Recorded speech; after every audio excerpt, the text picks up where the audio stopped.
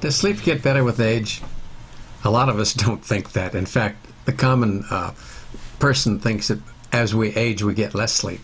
And it's been reported in some medical articles that adults that are in their elderly years probably get only about 6 hours of sleep every night. Turns out that's not true. A study on 150,000 people that was published in the March of 2012 issue of the journal called Sleep showed that the fewest complaints for people in sleeping disorders came with people in their 80s, just the opposite of what we thought. We know that quality of sleep is important as we age, and we know that men generally sleep better than women, and we know that there's an association of all kinds of illness that are associated with insomnia. Either they cause insomnia or the insomnia itself increases the amount of inflammation that's in our body. We also know that our sleeping patterns divulge a lot.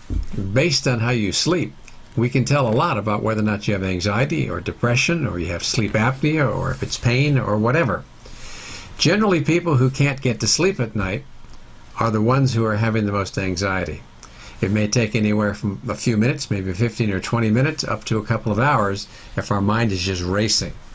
And if we wake up through the night several times, that also is a pattern that's often seen with anxiety. However, people that sleep fairly well and then wake up early, like at 4 or 5 in the morning, this pattern is associated more with depression. So we can tell a lot from that.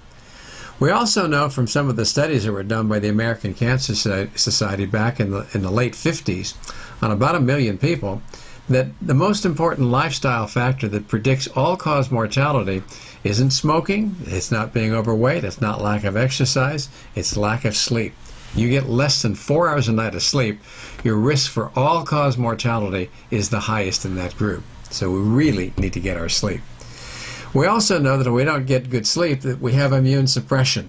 If you miss just 4 or 5 hours of sleep one night, your risk for developing a problem with lowered natural killer cells, which are what protect us against cancer and viral infections, goes down about 30%. We also know that there's an immune suppression that can lead to problems with other kinds of illnesses as well. Plus, we know that the risk for osteoporosis, for type 2 diabetes, hypertension, and obesity are all associated with insomnia. So poor sleep is something that we need to pay a lot of attention to. And we should have a workup for it to make sure that there's not something that's going on that's treatable. For example, people that are in pain often can't sleep. Or people who have sleep apnea often don't even know that they have a problem not being able to sleep. Their spouses often do, but they don't.